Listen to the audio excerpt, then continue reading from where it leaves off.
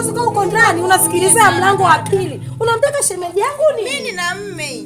Nina mume ananipa kila kitu huko ndani. Mimi ni mama namuonea huruma ule mtoto. Anamenyanyasika na dada yako. Hivi umshauri kwanza? Kwanza kama unaona bongo. Kama unaona sasa mume wako akija atanikuta hapa. Na kama kalala ndani, toka nje. Nasema hivi akija nitamwambia kabisa kwamba huyo mkeo anatongoza shemeji yangu. Ndio utanijua mimi ni nani. Wewe labda namtaka. Wewe dadangu azaa kila kitu yangu. Mimi ninachokushauri uende na mtoto. Acha ubaguzi dada. Ni ushauri tu nakupa. Haya kuhusu wewe mama upo. Kama ushauri unaona ushauri. Muone kwanza mtu mwenye shepu una. Ukitembea mbele kama unatembea nyuma vipi?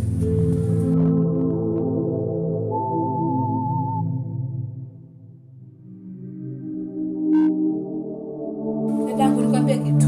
Achana naye huyu mwanamke naye mbea huyu. Wewe ndio umesimama hapo na unasimama unatafuta nini hapo? Mimi natia hivyo vitu vilivyokuagiza. Kumbe kafika.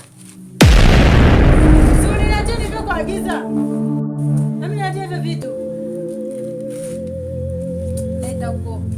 Chachi kwa? Jeko kwa mimi ni uma nikanunua vitafunio. Unajiamlia. Yaani sijui likoje hili. Yaani wewe. Unajiangusha chini si ndio? Unajiangusha chini wewe.